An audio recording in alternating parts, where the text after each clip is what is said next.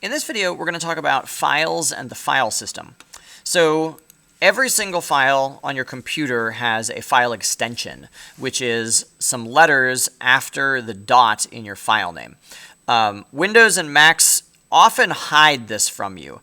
You can see it here in IntelliJ because it says hello world.java, and the .java part is what's telling us that this is a Java file. Let's go ahead, and you should follow along on your own computer here.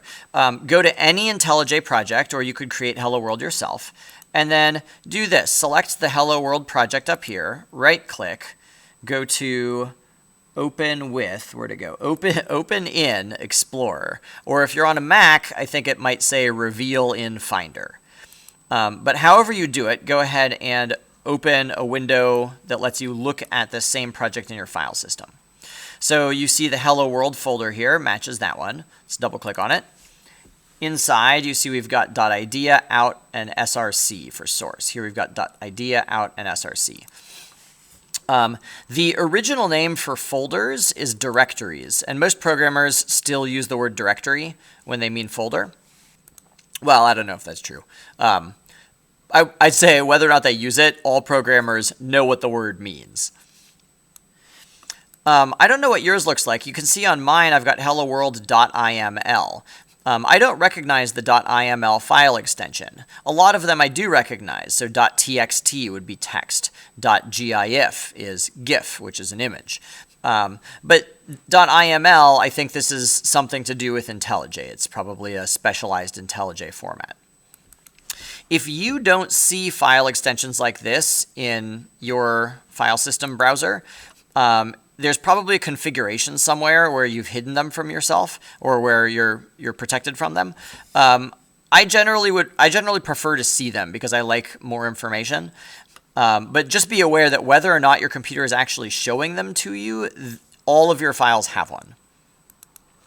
Another thing to check out is you can see the .idea folder. If this is hidden from you, that's because all file names or folder names that start with a dot are referred to as hidden files or hidden folders. And so sometimes they may not display by default unless you change your settings to display them. Usually a hidden folder would contain configuration files that you don't want to look at all the time, or that in fact you don't want to change yourself by hand. Okay, so let's talk about the file system. The file system refers to the hierarchy of folders on your hard drive. So on PCs that are running Windows, you usually view it this way. The thing that contains all the other folders is a named hard drive. And the hard drives usually have names that are letters, starting with C. So C: is usually your main hard drive. If you have other physical drives or other virtual drives, they might be named D, E, F, and so on. On Mac and Linux systems, the highest level thing that contains all the other folders is just called the root, and it's represented just by a /. So let's pretend that we've got a text file right here inside the plugins folder. How could you describe to somebody else how to find the file? Well, if you were talking to them on the telephone, you might say, go to your C drive, and then go inside the Gradle folder, and inside the Gradle folder, you'll see another folder, Gradle 5.4.1, and then inside that, you'll find a libs folder, and inside the lib folder, you'll find the plugins folder. So you describe the sequence of folders. When you're programming, you can do that using a string called a path. This is super, super important for you to know. All programmers know this. So a path is a string that describes the location of a file or folder within your file system. And so the path that directs you to this plugins folder would be C drive /Gradle /Gradle 5.4.1 /lib /plugins and then readme.txt would be the file inside that folder. PCs or Windows use backslashes to separate the folders. Macs and Linux use a /, so the slash going the other direction. So here I am back in my File Explorer. This bar up here tells you a sequence of folders that directs us to our project. I think this should work in yours. If you click in this blank area, you'll notice that it's replaced that nicer human-looking one with a path. And you see it says C drive, Java workspaces, temp, hello world. So that's the path that will take you to this particular location in the file system. For Macs, I don't think that will work. I think for Macs you have to do something different. Give me just a second and I'll tell you what. For the moment, let's try one more thing. Go ahead and go to your desktop. Your desktop is just a folder that lives somewhere in your file system. But if you go to your main hard drive, you don't see anything here that says desktop. So even though desktop feels like the kind of default containing space where a lot of folders can be, your desktop is actually a folder that's inside this hierarchy of other folders somewhere. Let's figure out where your desktop is. So go back to the desktop. Let's see if Windows is going to do this for me. So I'll click in the blank area. Oh, of course not. So it used to be that it would tell you the path to the desktop here. No longer. Now it's just saying desktop because it's trying to hide the truth from you.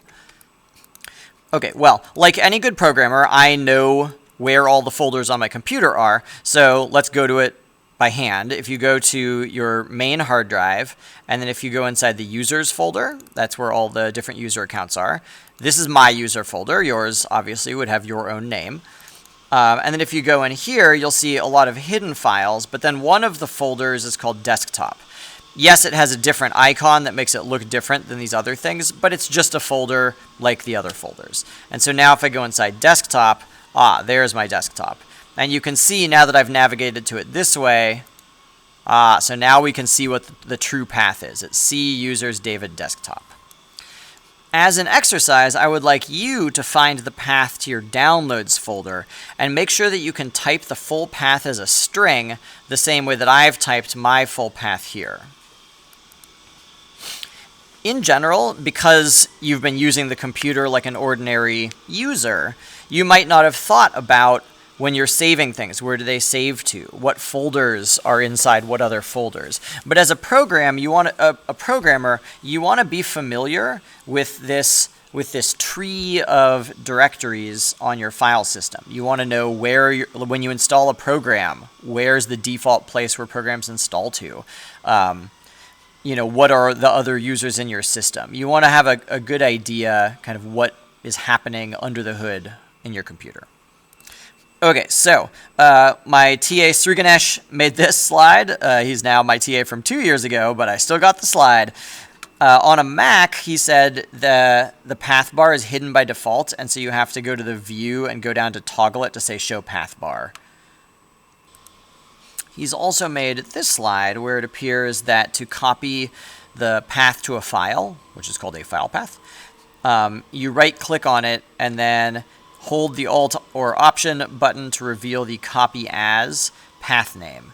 And then here you see copy blah blah blah as path name, and then the path will be copied to your clipboard as a string and you can paste it somewhere.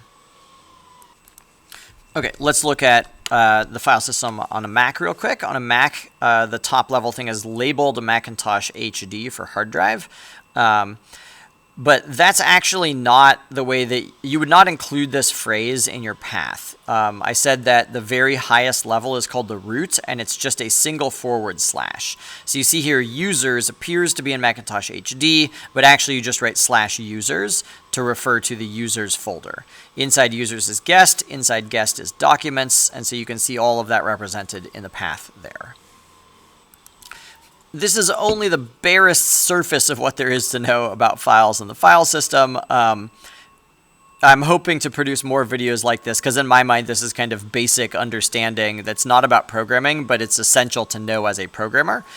The paths that I've been describing to you are called absolute paths because they start at the highest level folder, which is your hard drive, and describe a path that takes you to your resource. There are also relative paths where I could imagine I'm inside the bin folder and I want to describe how to get to the plugins folder.